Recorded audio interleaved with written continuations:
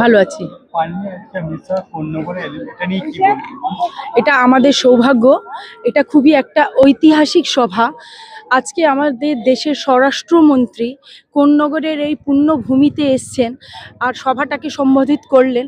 এটা এখানকার যে সাধারণ লোক, উনি একটা বার্তা দিয়েছেন কি 4 তারিখের পরে উনি নিজে উন্নয়নের ব্যবস্থা করবেন, নারী সুরক্ষার ব্যবস্থা করবেন। যা যা প্রতিশ্রুতি ভারতীয় জনতা পার্টি নিজের সংকল্পপত্রে দিয়েছে সেই সব পূর্ণ করা হবে। মহিলাদের জন্যে, কৃষকদের জন্যে, আমাদের ব্যবসায়ী বর্গদের জন্যে চাকরি সুনিশ্চিত করা হয়েছে। নানান রকমের পরিকল্পনা যেটা আছে সেই সব পুরো করা হবে। আচ্ছা, কি রিসেন্টলি কালকে যে ফার্স্ট ফেজ ছিল যেটাতে 93% লোক ভোট দিয়েছে, এটা নিয়ে কি বলবেন?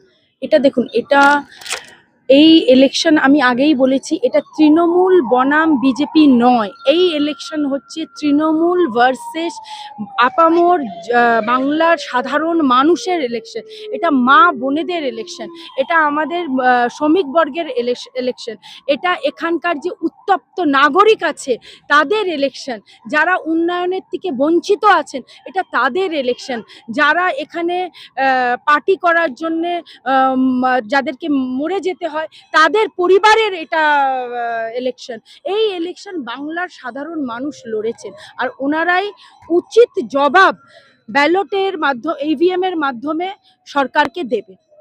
ধন্যবাদ। অনেক অনেক ধন্যবাদ।